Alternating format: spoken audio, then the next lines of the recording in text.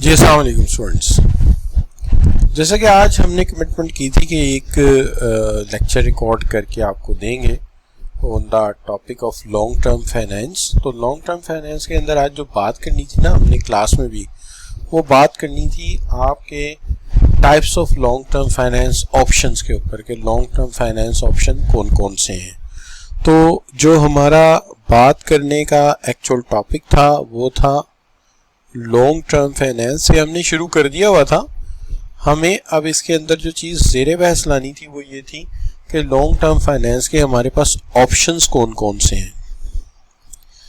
लेकिन लेक्चर को शुरू करने से पहले ठीक है जी, बात करनी ज़रूरी होगी हमारी कि कौन से ऐसे टॉपिक्स हैं जिस पर एग्जामिनर इस एरिया से आपसे क्वेश्चन पूछ सकता है। सबसे पहले इसके अंदर जो सवाल आपसे पूछा जा सकता है ना, वो लॉन्ग टर्म फाइनेंस ऑप्शंस ही पूछे जा सकते हैं कि वो इसके अंदर कुछ लॉन्ग टर्म फाइनेंस के ऑप्शन दे दे और आपसे पूछे कि कौन से करेक्ट हैं और कौन से इनकरेक्ट हैं।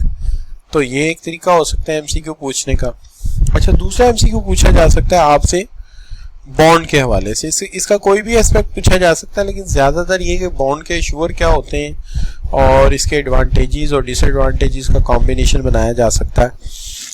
अच्छा, इसके अलावा ना जो तीसरी चीज़ आपको नज़र आएगी ना इसके हवाले से कि एक तो मैंने कह दिया ना इसके एडवांटेजेस और डिसएडवांटेजेस पे भी बात हो सकती है।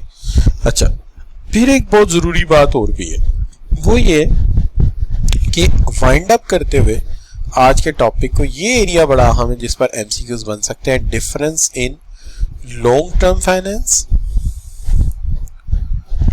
Finance and short term finance, इनके कंपैरिजन के ऊपर कुछ पॉइंट्स बना के आपसे एमसीक्यूज पूछे जा सकते हैं। तो ये वो एरियाज हैं जिनके अंदर सवाल पूछने के ज़्यादातर चांसेस हैं। चलिए हम अपने काम का आगाज करते हैं। सबसे पहली बात तो ये कि लॉन्ग टर्म फाइनेंस के ऑप्शंस हमारे पास कौन कौन से हैं। एक ऑप्शन हमारे पास है कर्जे की सूरत में डेट फाइनेंसिंग, और दूसरा ऑप्शन जो हमारे पास है वो है हमारा इक्विटी फाइनेंसिंग। अब ये दो ऑप्शंस का मतलब ये नहीं कि either we can go on the debt financing और either we go for the equity financing. हम एक मिक्स ऑफ स्ट्रेटेजी भी लेकर चल सकते हैं लॉन्ग टर्म में कि किसी प्रोजेक्ट में कुछ एरिया इक्विटी से फाइनेंस कर लें, यानी कि शेयर्स वगैरह इशू करके कर लें, और दूसरा एरिया जो है किसी बैंकिंग सेक्टर से या किसी फाइनेंशियल इंटरमीडिएट या फाइनेंशियल इंस्टीट्यूशन से लोन लेकर अपना काम चला लें। तो ये दोनों का कॉम्बिनेशन भी हो सकता है। अब जहाँ तक सवाल है कि अगर हम कर्जे की ही शक्ल को देखते हैं, डेट फाइनेंसिंग को ही देखते हैं, तो देखिए डेट फाइनेंसिंग जो है इसमें आप ये कह सकते हैं कि describe a type of finance where borrower क्या कर सकता है कि फंड रिसीव करता है किसी स्पेसिफिक टाइम पीरियड के लिए, पॉसिबली क्या है फॉर इन ए परपेचुटी। मतलब ये है कि एक टाइम पीरियड के अंदर फंड रिसीव करता है और ऑब्वियसली सारा एकदम इकट्ठे की ज़रूरत नहीं पड़ सकती, कुछ ख़ास टर्म्स के अंदर उसकी ज़रूरत पड़ सकती है। और एक्नॉलेज एन ऑब्लिगेशन टू पे इंटरेस्ट ऑन द डेट, तो इस डेट के ऊपर जो है आपको इंटरेस्ट पे करना पड़ेगा और जो प्रिंसिपल अमाउंट है वो भी पे बैक करनी पड़ेगी।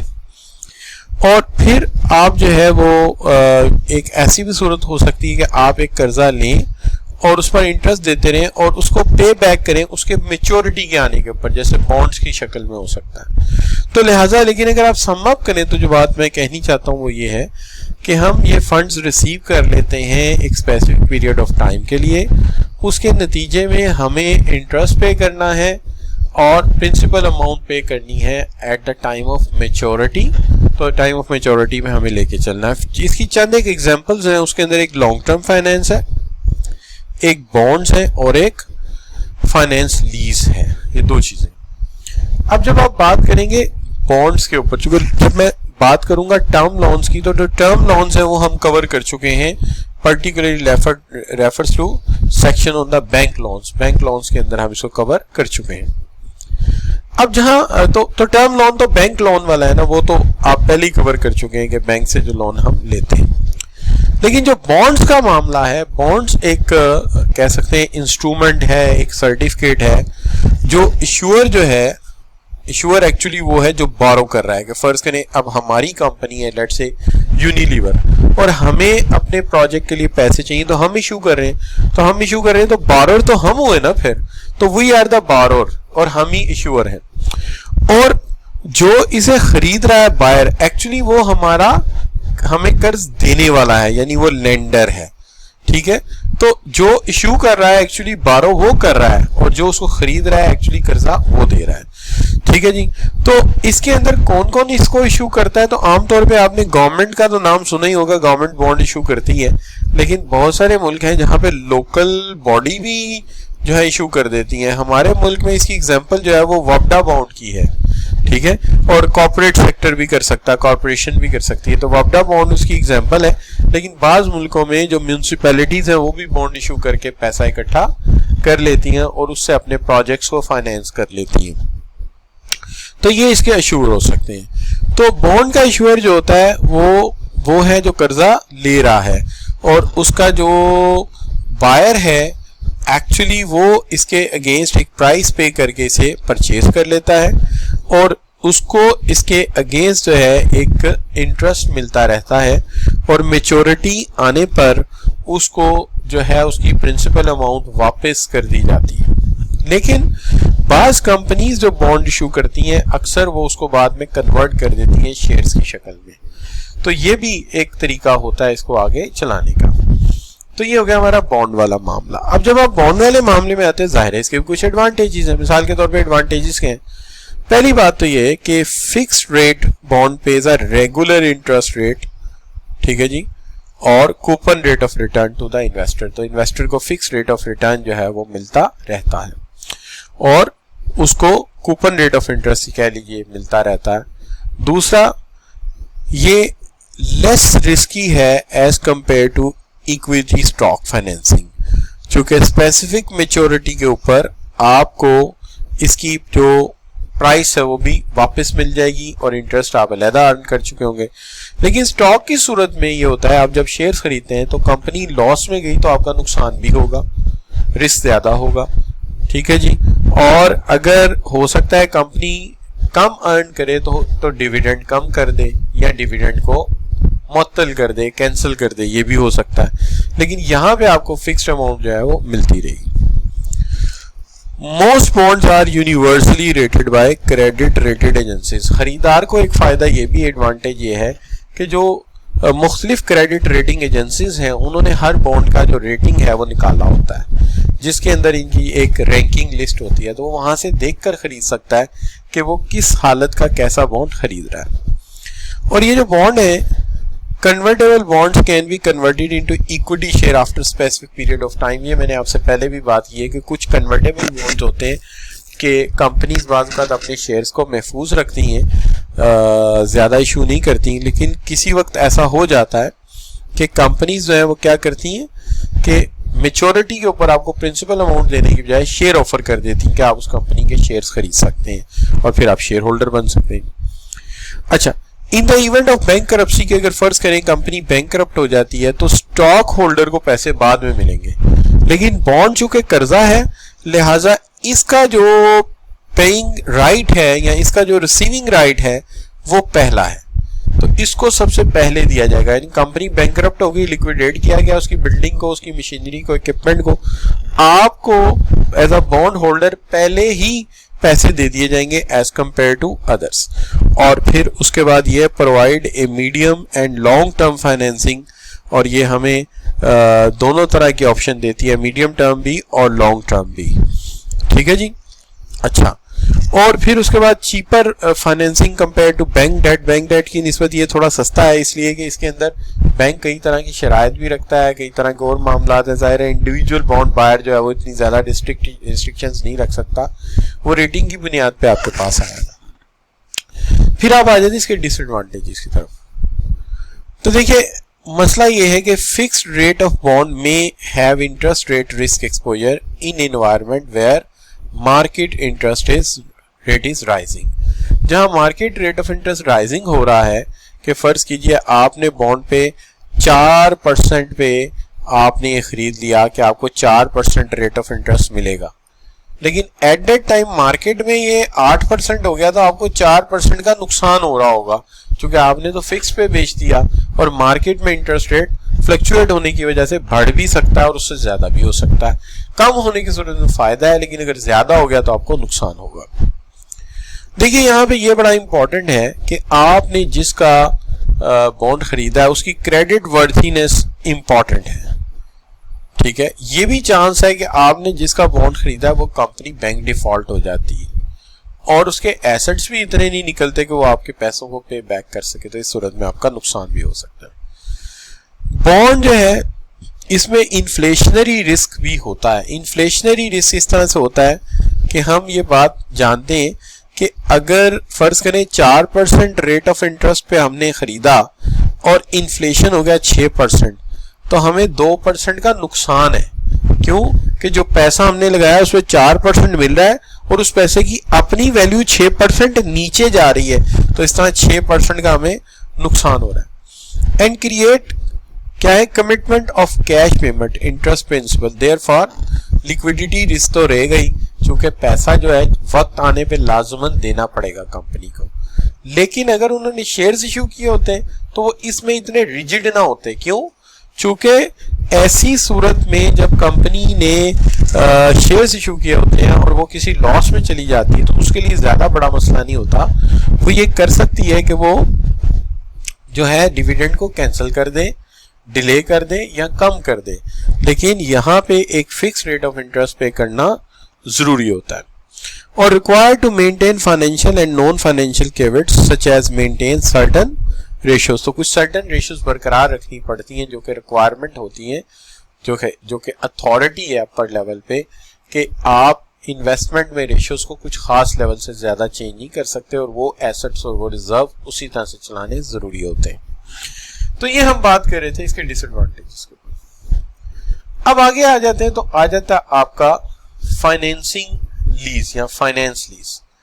देखिए जब आप फाइनेंस लीज की बात करते हैं तो फाइनेंस लीज जो है ये एक दूसरा तरीका है अपने प्रोजेक्ट को फाइनेंस करने का।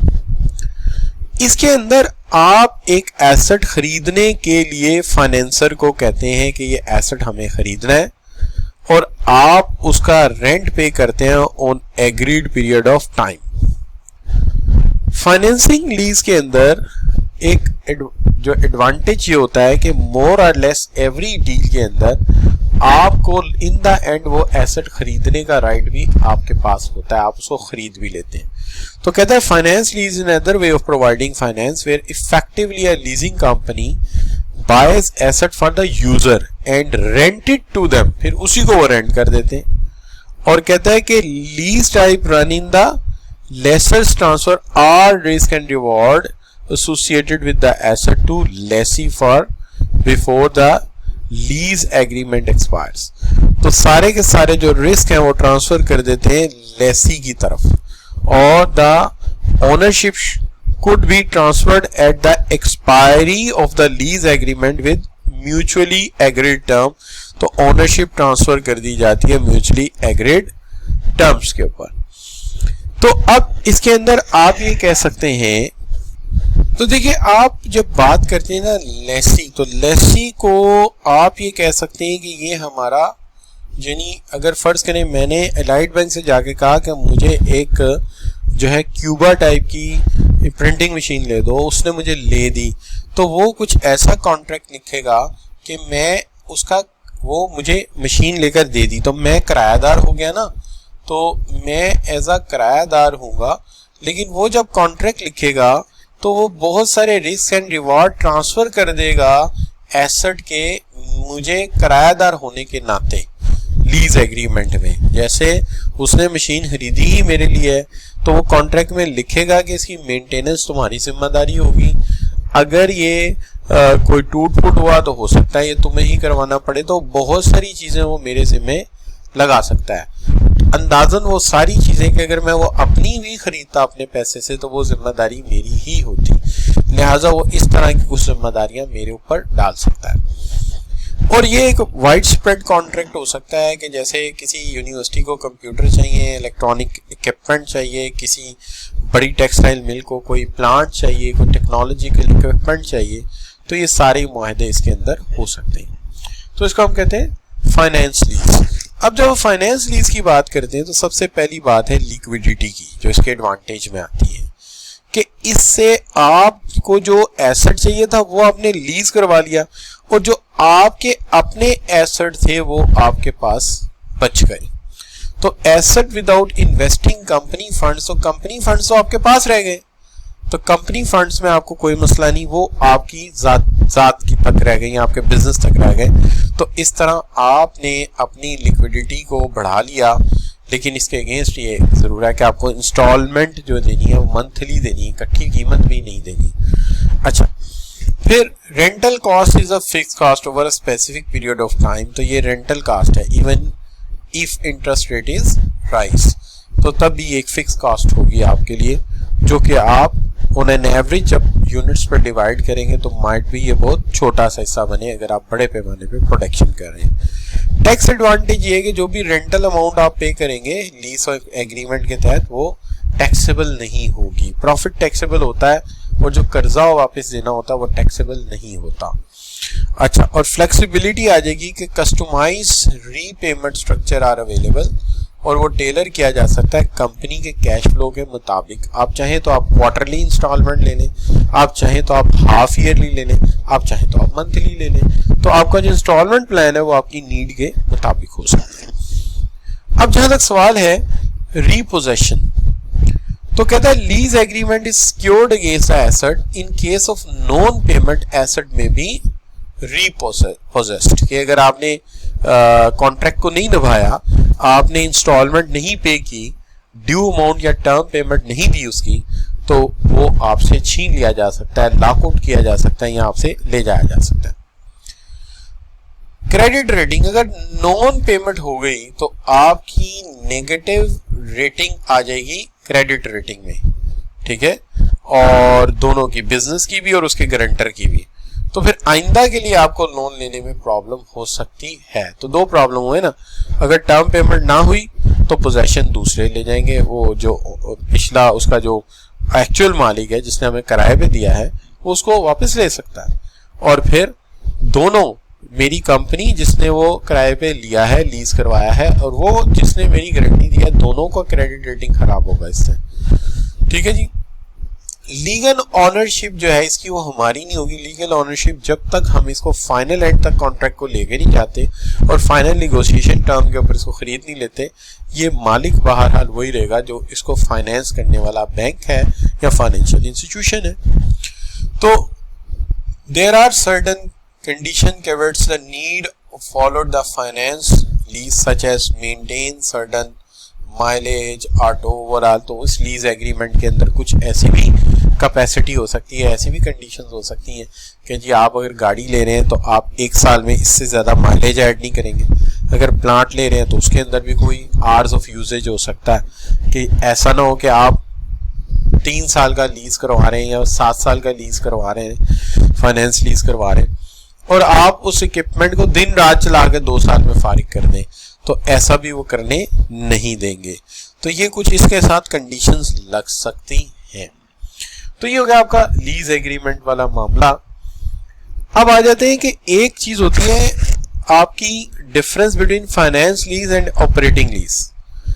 देखिए, जो फाइनेंस लीज होती है उसकी जब वो एक्सपायर होती है, once the finance lease is expired lessee can purchase asset, तो आप एसेट को परचेज कर सकते हैं। जबकि ऑपरेटिंग लीज में जनरली ओनरशिप रिटेन रहती है जो बंदा आपको वो किराए पे दे रहा है। तो ऑपरेटिंग लीज का मतलब ये तुम्हें किराए पे दिया है एक फिक्स टर्म के लिए, उसके बाद एसेट हम वापस ले लेंगे। जबकि फाइनेंस लीज तो आप नया इक्विपमेंट आमतौर पे लेते हैं और वो नए इक्विपमेंट के पैसे खुद देने की बजाय बैंक से फाइनेंस करवा लेते हैं, और बैंक की नीयत ही पहले ये होती है कि इन द एंड मैंने आपको ही दे देना है। अच्छा, अब आगे बात term period and period of use. Generally जो फाइनेंस लीज होती है वो होती है किसी भी एसेट की पूरी लाइफ के लिए आमतौर पे, जबकि जो ऑपरेटिंग लीज होता है वो ब्रीफ पीरियड ऑफ टाइम होता है, यानी थोड़े टाइम का होता है। जैसे वो साल के लिए भी हो सकता है, इससे कम के लिए भी हो सकता है, ठीक है ना। जैसे वो मेरे एक अजीज हैं तो उनका पोल्ट्री फार्म था, वो अब नहीं चल रहा था और बहुत बड़ा सेटअप लगा हुआ था,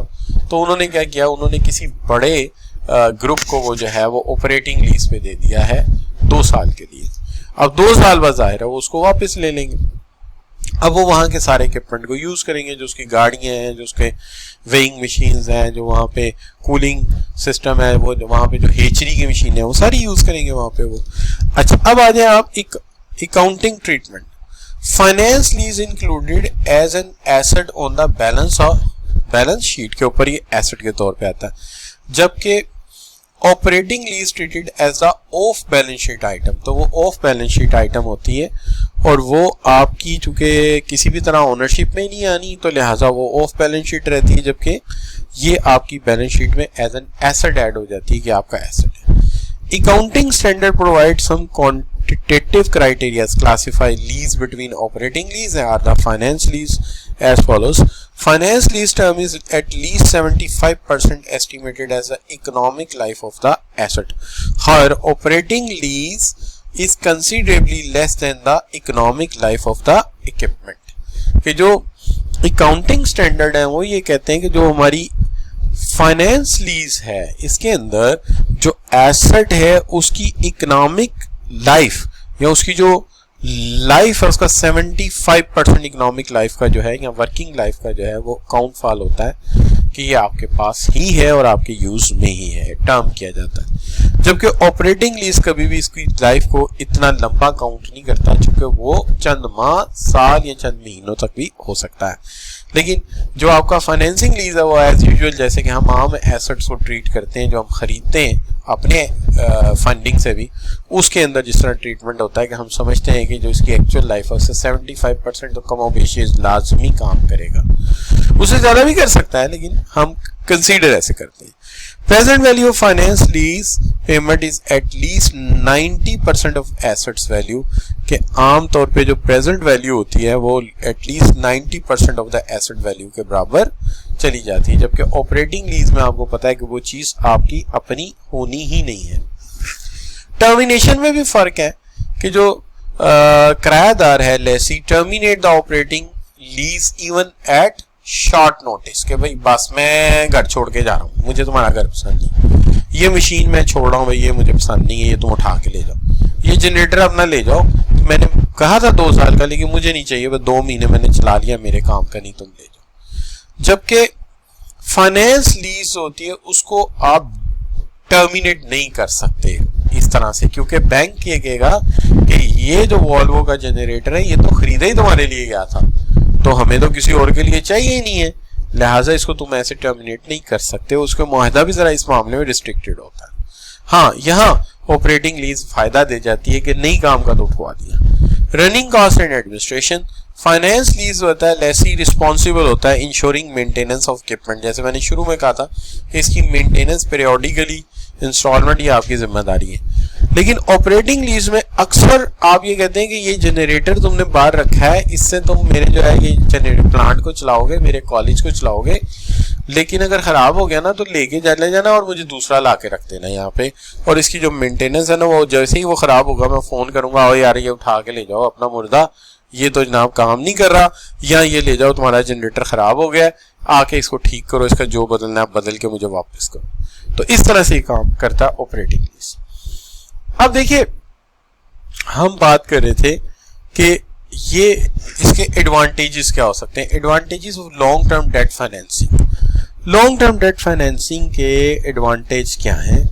अब यहाँ पे ना एक काम शुरू हो गया कि अभी हमने लॉन्ग टर्म डेट फाइनेंसिंग के तरीके पढ़ लिए ना, जिसके अंदर एक बैंक का था, एक फाइनेंस लीज का था, एक बॉन्ड्स का था।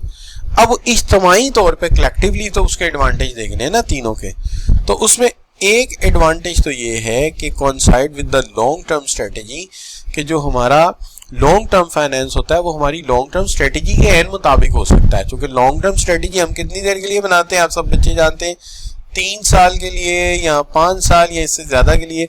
तो ये फाइनेंस लीज भी उसके मिजाज के मुताबिक है। तो हमारी लॉन्ग टर्म स्ट्रेटेजी और लॉन्ग टर्म डेट फाइनेंसिंग की जो टर्म्स एंड कंडीशन है या जो उसकी साइनर्जिकल मैच है वो बड़ा अच्छा बन जाता है कि वो भी लॉन्ग टर्म सोच है, ये भी लॉन्ग टर्म है, दोनों में एक जो है वो सिंक्रोनाइजेशन आ जाती है। Match duration of asset base with the duration of liability, हम मैच कर सकते हैं किसको, ड्यूरेशन ऑफ एसेट बेस और with the duration of liability के मेच्योरिटी के ऊपर जाके long term financing better condition होती है with the typically life span of the asset purchase. फिर जो हमने एसेट परचेज किया है उसकी लाइफ स्पैन के मुताबिक हम उसको एडजस्ट कर लेते हैं और इन द एंड हम उसकी डील में भी चले जाते हैं, उसको खरीद भी लेते हैं, तो हम उसका टोटल फुल फ्लेज बेनिफिट लेने की पोजीशन में आ जाते हैं। Long term support from investor के, ये इन्वेस्टर की तरफ से एक लॉन्ग टर्म सपोर्ट होती है जिसके अंदर आप 3 साल 5 साल 7 साल या इससे ज्यादा के लिए भी बेनिफिट ले सकते हैं कि आपको वो चीज जो है मिल गई है और आपका आपस में रिलेशनशिप इन्वेस्टर का और बिजनेस का वो लॉन्ग टर्म रिलेशनशिप बन जाता है। और आप जानते हैं कि बिजनेस वर्ल्ड में लॉन्ग टर्म रिलेशनशिप ज्यादा प्रॉफिटेबल काउंट होता है, ज्यादा हेल्दी काउंट होता है, ज्यादा क्रेडिबल काउंट होता है, तो ये ज्यादा एडवांटेजेस है। इसके बाद आप कहते हैं limit companies exposure to interest rate risk. ऐसी सूरत में आपके ऊपर जो फिक्स रेट ऑफ फाइनेंसिंग है मिनिमाइज कर देती है refinancing risk come from the shorter term debit, क्योंकि यहाँ एक मुआवजा हो रहा है शॉर्टर टर्म में। जब शॉर्ट टर्म डेट आप लेते हैं तो वहां पर एक तो इंटरेस्ट रेट हाई होता है और वो फ्लक्चुएट भी होगा, हर टर्म के बाद जब चेंज करेंगे कॉन्ट्रैक्ट तो चेंज होगा। लेकिन यहाँ पे जो इंटरेस्ट रेट रिस्क है वो कंपैरेटिवली कम है, क्योंकि लॉन्ग टर्म फाइनेंसिंग में इंटरेस्ट रेट होता भी कम है और उसकी डील में थोड़ा सा आपको ज्यादा जो है वो फ्लेक्सिबिलिटी, और चूंकि लंबा मामला होता है तो रेट भी कम होता है और वो फिर अकॉर्डिंग टू कॉन्ट्रैक्ट चलता रहता है, इसलिए उसकी निस्बत ये ज्यादा बेहतर है। अब आइए diversified capital portfolio. Long term financing जो है प्रोवाइड करता है ग्रेटर फ्लेक्सिबिलिटी, जैसे resource to fund various capital needs reduces the dependencies of any other capital source, तो दूसरी कैपिटल सोर्स पे हमारा बर्डन काफी या बोझ डालने की जरूरत जरा कम पड़ती है। अब यहाँ हम गड़बड़ कर गए, ये भी एक हेडिंग था लेकिन ये बीच में कहीं जम हो गया और हमने इसको आइडेंटिफाई नहीं किया, क्योंकि मैं आज ही अभी स्लाइड्स बना रहा था और आज ही इसको मुझे रिकॉर्ड भी करना था। चले 12, तो बड़ा अच्छा ऑप्शन मिल जाता है कि कुछ आपने इक्विटी फाइनेंस पे डाल दिया, कुछ डाइवर्सिफाइड मुख्तलिफ लीज ले ली, प्लांट के लिए अलग ले ली, किसी प्रोजेक्ट की बिल्डिंग के लिए अलग ले ली, तो आपको जरा डिफरेंट टर्म्स मिल जाती है। और फिर लोअर कॉस्ट है इसकी, जाहिर है मैंने पहले कहा कि long term finance short term finance की निस्बत जरा सस्ता होता है और इसमें जनरली एक फ्लेक्सिबिलिटी भी होती है कि रीपेमेंट ऑप्शंस के अंदर allow them to repay them in controlled manner, अपने कंट्रोल्ड मैनर में आप आसानी से इसे मैनेज कर सकते हैं। जैसे मैंने कहा 1 मंथ इंस्टॉलमेंट, 3 मंथ इंस्टॉलमेंट, यानी क्वार्टरली, हाफ ईयरली और ईयरली, आप सारे ऑप्शन ले सकते हैं। अब आ गया मसला इसके डिसएडवांटेजेस का। लॉन्ग टर्म फाइनेंस जो है वो सर्टेन कंडीशन और रेगुलेशन आपको मेंटेन करने पड़ते हैं और मिक्स ऑफ कैपिटल स्ट्रक्चर और लेवल ऑफ करंट रेशियोज को मैनेज करना पड़ता है ताकि आप जो है उसको प्रूव कर सकें कि आप उसके मुताबिक चल रहे हैं और ये भी साबित होता रहे कि आप इसको रीपे भी कर सकते हैं। एडिशनल मॉनिटरिंग एंड कंट्रोल आ जाते हैं, जैसे कुछ हायर फाइनेंस और रेगुलेशंस इन्वॉल्व होते हैं लॉन्ग टर्म फाइनेंसिंग में। Need additional monitoring and control के जी ये जो आपने ऑपरेटिंग प्लांट लिया है ऐसा तो नहीं आप दिन रात चला के उसकी लाइफ ही खत्म कर दें, तो इस तरह के कुछ चेक एंड बैलेंस आ सकते हैं। इंश्योरेंस कंपल्सरी हो सकती है, ठीक है जी। अच्छा, फिर fix rate of return for the lender, it is rising market rate expectation, finding long term fix rate, ये आमतौर पे चीपर होते हैं, लेकिन जो आप देखते हैं मार्केट में रेट बढ़ गया और आपने सस्ते में लिया हुआ, तो जो फाइनेंस करने वाला है उसके लिए एक रिस्क जरूर है कि वो सस्ते में फंस गया, जबकि मार्केट में उसका रिवार्ड ज्यादा भी मिल सकता था उसको अपने कैपिटल का। और उसके साथ साथ कुछ एडिशनल लीगल डॉक्यूमेंटेशन इन्वॉल्व होती हैं जिसके अंदर लॉन्ग टर्म फाइनेंसेस रिक्वायर्ड होती है, बहुत सारा पेपर वर्क और collateral to avoid default risk, तो इसके लिए काफी सारी टर्म्स एंड कंडीशन लिखी जाती हैं और लीगल डॉक्यूमेंटेशन करनी जरूरी होती है। तो ये बच्चों हम बात कर रहे थे इसके ऊपर, जिसके हमने बात की डिसएडवांटेजेस इसके। अब जब आप बात करते हैं कि जो आखिरी एरिया है आज की हमारे इस सेशन का, वो शॉर्ट टर्म फाइनेंसिंग और लॉन्ग टर्म फाइनेंसिंग पर मुश्तमिल है। सबसे पहले इसके अंदर ड्यूरेशन की बात कर लें तो जो शॉर्ट टर्म फाइनेंस है वो लेस देन 1 ईयर होगा और ये 1 से लेके 30 साल तक जा सकता है, लेकिन बाज बुक्स में इसको 3 साल 5 साल से ज्यादा लिखा जाता है आमतौर पे। और मंथ्स को मीडियम टर्म में डाल दिया जाता है, 1 साल से ऑनवर्ड 3 साल के अंदर मीडियम टर्म में डाल दिया। लेकिन हमारी बुक किसे नहीं कर रही, तो आपने अपनी बुक के मुताबिक बात करनी है कि शॉर्ट टर्म जो है वो लेस देन 1 ईयर है और लॉन्ग टर्म जो है सालों में फिर चला जाता है। रिक्वायरमेंट्स क्या है? Obtaining fund temporary shortfall in working capital, repayment of current liabilities. तो आपको जो है इसकी जरूरत क्यों पड़ती है, रिक्वायरमेंट या जरूरत क्यों होती है? तो शॉर्ट टर्म फाइनेंस की जरूरत होती है वर्किंग कैपिटल मेंटेन करने के लिए, या शॉर्ट टर्म की रीपेमेंट जो है लायबिलिटीज हमसे नहीं हो पा रही होंगी, इसे हमें लेना पड़ता है। जबकि लॉन्ग टर्म फाइनेंस की जरूरत ही हमें तब पड़ती है जब प्रॉपर्टी, प्लांट, इक्विपमेंट या इस तरह के इशूज से हम डील कर रहे होते हैं।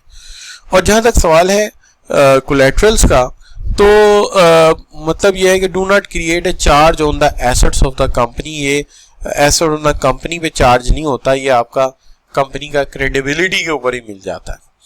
लेकिन यहाँ पे जो है आपके जो एसेट्स हैं और लॉन्ग टर्म फाइनेंस जो है collateral most primary condition for the furnishing a long term finance, कि आपको अपना कुछ ना कुछ एसेट जो है वो प्लेज करना पड़ेगा या कुछ ना कुछ एसेट जो है एज अ वारंटी या गारंटी रखना पड़ेगा। जबकि शॉर्ट टर्म फाइनेंस में ऐसी कोई सख्त रिक्वायरमेंट नहीं होती। टर्म लोन की बात की जाए, टर्म ऑफ द लोन, तो आमतौर पे आप कह सकते हैं कि इंटरेस्ट रेट आर अनस्टेबल होता है जब आप बात करते हैं शॉर्ट टर्म फाइनेंस में। तो आमतौर पे बहुत ज़्यादा इसमें चेंजेस आती रहती हैं शॉर्ट टर्म फाइनेंस में। जाहिर बात है हर चंद माह बाद मॉनेटरी पॉलिसी नहीं आ जाती है, फिर ज़ाहिर है उसके हिसाब से इंटरेस्ट रेट चेंज होते हैं। लेकिन लॉन्ग टर्म में हमें एक दफ़ा जो मुआहदा हो जाता है फिर उस स्टेबल कंडीशन के तहत हम लेकर उसको चलते हैं, और बाज़ औक़ात हमें ऑफ़र कर दी जाती है प्री पेमेंट ऑप्शंस, और उसके अंदर ये भी है कि कहते हैं अगर आप बलून पेमेंट दे देंगे, यानी आप पहले पेमेंट कर देंगे टर्म कंडीशन से पहले या उस टाइम लाइन से पहले जिस पे वो ड्यू थी, तो हम आपको कुछ डिस्काउंट भी दे देंगे। तो ये भी निगोशिएबल होता है कि जी आपने ओवरऑल 10% रेट ऑफ इंटरेस्ट पे लिया, वो कहते हैं अच्छा जी 7 साल का लीज था, आप तीसरे साल ही उसको डन करना चाहते हैं, तो चलिए आप ओवरऑल पेमेंट में 5% दें और बात को डन करते हैं। तो ये भी हो सकता है, ये फ्लेक्सिबिलिटी आपको मिल सकती है। Use to raise finance in limited amount, तो ये लिमिटेड अमाउंट में फाइनेंस को रेज कर सकता है शॉर्ट टर्म, इसमें ज़्यादा अमाउंट नहीं मिलेगी। लेकिन आपको लॉन्ग टर्म फाइनेंस में एक लार्ज वॉल्यूम ऑफ लोन जो है वो मिल सकता है, जिससे आप वाइटल किस्म का या बड़ी किस्म का कोई कैपिटल एसेट, बिल्डिंग वगैरह ले सकते हैं। इसकी एग्जांपल आमतौर पे ये होती है कि आपकी कंपनी का एक बैंक अकाउंट है और बड़ा अच्छा मेंटेन हुआ है, उसका बैलेंस जीरो भी हो जाता है और आपके 2, 2.5, 3 लाख का चेक इशू कर देते हैं, तो वो कैश कर देते हैं और आपकी प्रीवियस क्रेडिबिलिटी पे आपको ओवरड्राफ्ट फैसिलिटी दे देते हैं। क्रेडिट कार्ड इसकी और लाइन ऑफ क्रेडिट, ये इसकी जो है ये मुख्तलिफ शक्लें हैं। क्रेडिट कार्ड तो आपने देखे होंगे। ओवरड्राफ्ट की फैसिलिटी मैंने बताया कि जीरो बैलेंस भी है तो आप चेक कैश कर देंगे आपकी क्रेडिबिलिटी की वजह से। और लाइन ऑफ क्रेडिट ये होती है कि एक क्रेडिट लिमिट आपकी अप्रूव है, उसमें से जितना आप यूज़ करना चाहें कर लें, जो नहीं करना चाहते ना करें, जितना यूज़ करेंगे उस पर इंटरेस्ट लेंगे, जो यूज़ नहीं करेंगे उसमें हम इंटरेस्ट नहीं लेंगे। लीजिंग टर्म एंड लोन जो है यहाँ पे ये आमतौर पे फाइनेंस लीज, टर्म लोन यानी जो बैंकों से लोन लेते हैं, पब्लिक डिपॉजिट्स, ये आमतौर पे इसके जो है आप कह सकते हैं बॉन्ड्स, ये आ जाते हैं किसमें, लॉन्ग टर्म फाइनेंस में। अभी हम पढ़ के आए हैं। अच्छा, तो ये चीज़ आ जाती है। तो अब हम इसको कह सकते हैं कि ये जनाब हमारे जो है ओवरऑल डिस्कशन होगी इसके ऊपर। और अब आ जाए अप्रूवल एंड प्रोसेस चांसेस। इसका तो सिंपलेस्ट होता है तरीका, तो इसके तो समझिए कि अप्रूवल के चांसेस आम तौर पे 90 to 100% ही होते हैं और पता होता है कि यार इसने अप्रूव हो ही जाना है, तो ये आम तौर पे अप्रूव हो ही जाता है। तो ये कोई ऐसी बड़ी बात, लेकिन ये ज़रा कॉम्प्लेक्स होता है। इसके अंदर आपके जो क्रेडिबिलिटी है, बाकी मामला, डॉक्यूमेंटेशन, लंबी चेकअप होती है, तो इसके अंदर रिजेक्शन के चांसेस भी होते हैं। और यहाँ पे जो आपका शॉर्ट टर्म है उसमें ज़्यादा लोअर फ्लेक्सिबिलिटी होती है। जो आपने कंडीशन ही चंद वीक या चंद 1 महीने के लिए रखी हो, चंद महीने के लिए, उसमें क्या चेंज करेंगे, यहाँ फ्लेक्सिबिलिटी ज़्यादा होती है आपके लिए। और जहाँ तक सवाल है फाइनेंसिंग कॉस्ट का, तो हमेशा आप जब क्रेडिट कार्ड से पैसे लेंगे तो वो मंथ के एतबार से इंटरेस्ट रेट लेगा, यानी जैसे वो कहेगा 1 माह का इंटरेस्ट रेट 2% है, साल भी देके जाएंगे 12 से मल्टीप्लाई 24% साल का बन जाएगा। लेकिन जब लॉन्ग टर्म फाइनेंस होगा तो वो तो मंथली निकलेगा ही नहीं, वो निकलेगा ही ईयरली, और वहां पे आप निगोशिएट भी करेंगे तो इसको आप मजीद कम करवा सकते हैं, तो यहाँ पे कॉस्ट भी इसकी कम आएगी। शॉर्ट टर्म फाइनेंसिंग में बारोअर को ये देखा जाता है कि liquidity crunch and need for fund quickly to bridge the timing of the cash flow, कि कैश फ्लो में कोई प्रॉब्लम आ गई है और आपको शॉर्ट टर्म के लिए थोड़ा सा पैसा चाहिए है, तो आप उसके लिए इसको इस्तेमाल करेंगे। लेकिन लॉन्ग टर्म को आप इस्तेमाल तब करेंगे जब आपको स्टेबल रहना है, अपने प्लान्स को, कंपनी के गोल्स को अचीव करना है, तो उसके लिए तो ज़ाहिर है गोल्स, ऑब्जेक्टिव, मिशन ये लॉन्ग टर्म है, तो उसके लिए जाहिर बात है कि आपको जो सिलेक्शन क्राइटेरिया में जाएंगे तो आपको लॉन्ग टर्म फाइनेंस लेना होगा। लेकिन वक्ती तौर पे चंद वीक के लिए कैश फ्लो में मसला आ रहा है तो फिर आपको शॉर्ट टर्म के लिए जाना पड़ेगा। तो ये बच्चों हो गया आज के जो हमारी डिस्कशन थी। अब जो मैंने आपसे कहा था कि इसके ऊपर जो सवालात हम किस तरह के हो सकते हैं, तो उसकी तरफ चलते हैं। देखिए इसमें सवालात हो सकते हैं, ये हो सकते हैं कि long term finance is dash and dash, long term finance, तो इसमें से 4 ऑप्शन दिए गए, तो हमें ढूंढ के लाना है कि सही वाला ऑप्शन कौन सा है। तो लॉन्ग टर्म फाइनेंस ये तो मानना पड़ेगा कि इसमें हायर फ्लेक्सिबिलिटी होती है लॉन्ग टर्म फाइनेंस में, और दूसरी बात है इसमें लोअर रेट ऑफ इंटरेस्ट भी होता है, इसमें कॉस्ट हाई नहीं होती और इसमें लोअर फ्लेक्सिबिलिटी नहीं, हायर फ्लेक्सिबिलिटी होती है। लिहाजा जो ऑप्शन आप पिक करेंगे ना, आपको बी ऑप्शन लेना पड़ेगा इसके लिए। दूसरी बात जो आप देखेंगे वो ये है कि dash financing preferably if borrower is stable and need to fund strategic goal, अगर इंसान को, एक कंपनी को या बारो को स्ट्रेटेजिक गोल्स के हवाले से लोन लेना पड़े at the best rate interest rate due to better credit position, तो कौन सा लोन लेगा, शॉर्ट टर्म लेगा, लॉन्ग टर्म लेगा।